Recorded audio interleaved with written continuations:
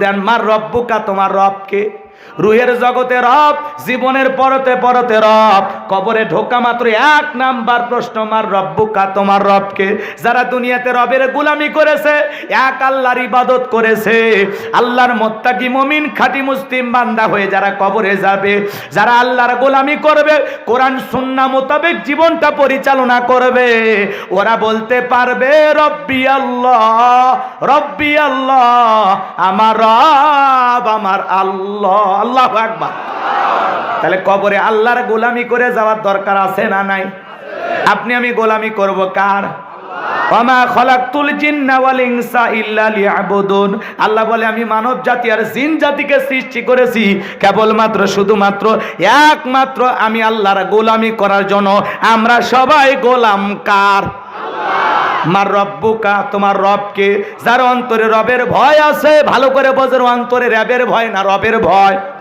রবকে ভয় করে তারা যারা সন্ত্রাসী, সাদাবাজ, দুর্নীতিবাজ, দেশদ্রোহী, কথা কন না কে? আর মুমিনের অন্তরে থাকবে রবের ভয়, রবকে ভয় করে তারা আল্লাহর খাঁটি মুমিন মুত্তাকি বান্দা যারা, কথা বলেন ঠিক কিনা? তাহলে অন্তরে আল্লাহর ভয়, অন্তরে ভয় থাকতে হবে কার?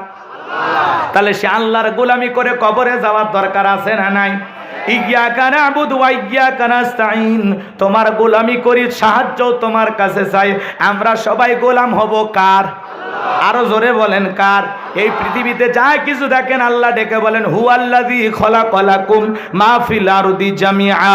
বান্দারে পৃথিবীতে যা কিছু দেখো সব কিছু আমি আল্লাহ পাক তোমাদের জন্য সৃষ্টি করেছি, আর তোমাদেরকে সৃষ্টি করেছি আমি আল্লাহর ইবাদতের জন্য। বলেন আল্লাহু আকবার।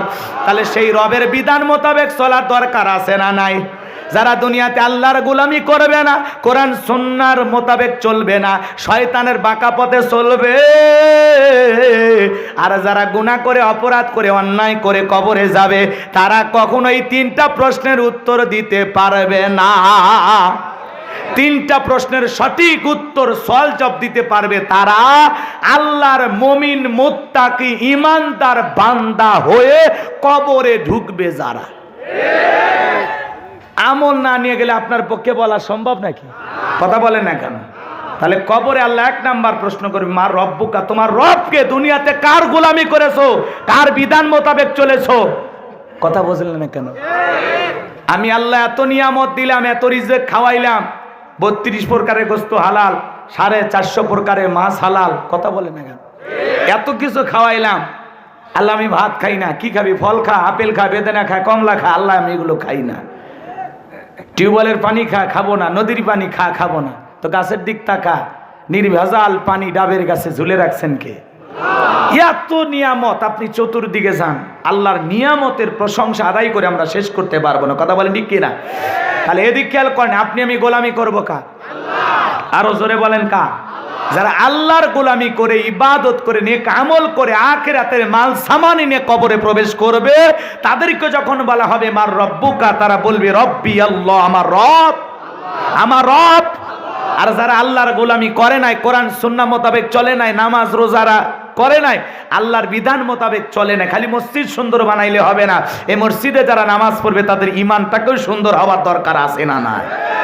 ভালো করে বোঝেন, ঈমান আমল সুন্দর করে কবরে গেলে আপনি সঠিক উত্তর দিতে পারবেন। আর উত্তর না দিতে পারলে কপালে দুঃখ আছে না না? তাহলে কবরের এক নাম্বার প্রশ্ন, মার রব্বুকা, তোমার রব কি? তাহলে অন্তরে কার ভয়? আরো জোরে বলেন, আল্লাহ আমার রব, এই রবই আমার সব। আল্লাহ আমার রব, এই রবই আমার। তাহলে আমরা গোলাম কার? আরো জোরে বলেন, গোলাম কার?